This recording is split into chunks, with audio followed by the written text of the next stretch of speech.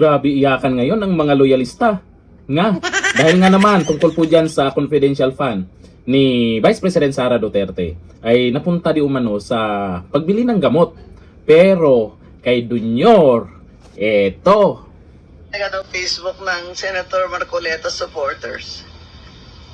Sabi, yung confidential funds ni Vice President Sara ay na-disallow ng COA dahil daw binili ng gamot.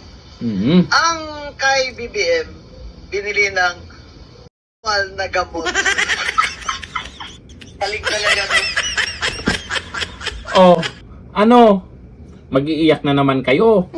Ipagtanggol nyo si Dunyor sa pinagyayaw-yaw ngayon ni Atty. Rowena Guanzon. Paano yan? Yung sinasabi na yung confidential fund ni VP Sara Duterte, mukhang nagustuhan pa nga ng taong bayan.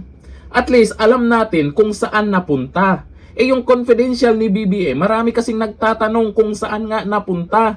Tapos, eto, ang sinasabi ni Atty. Rowena Guanzon, o ano, mag-iiyak na lang kayo. Ipagtanggol nyo.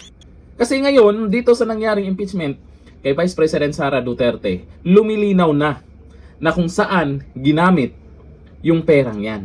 Lumilinaw sa karamihan na hindi talaga kurap si VP Sara.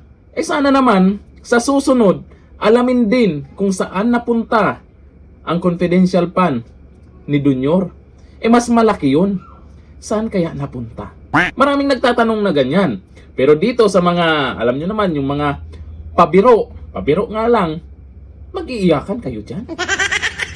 Hirap na ba kayong ipagtanggol si Dunyor? Nakakatulong nga ba talaga kayo kay Dunyor dyan sa pagtatanggol nyo? Lalo na si Auntie Claire, kung ano-ano yung pinagyayaw-yaw niya. Malaki din naman na itulong ni Auntie Claire. Malaki ang natulong niya kay Dunyor para lalong mag-negative siya. Kunting pang-aasar lang naman yan kung saan napunta yung confidential fund niya. Kung alam nyo kung saan napunta, ipaliwanag nyo, ilabas nyo ang resibo. Ngayon eto kay VP Sara, may resibo yan. Saan napunta? Walang patunay na kanyang binulsa. Saan nga ba talaga napunta yung confidential ni Dunyor, no? Kay VP Sara, sa gamot. Kay Dunyor, comment tayo dyan. Dito lang, thank you. Bye-bye.